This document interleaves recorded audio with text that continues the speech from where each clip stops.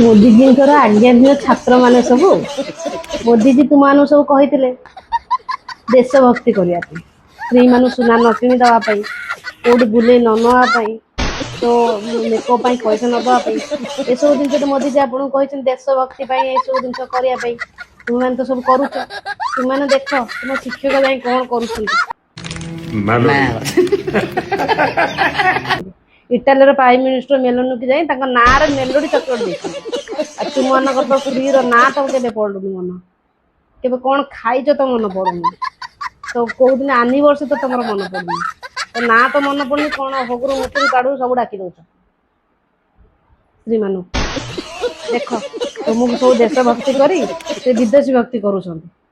ତୁମମାନଙ୍କୁ ମନା ନ କରି ବୁଲେଇ ନବା ପାଇଁ ସେ ନିଜେ ବିଦେଶୀ ଇଟାଲୀ ଯାଇ ନିଜେ ବୁଲୁଛନ୍ତି।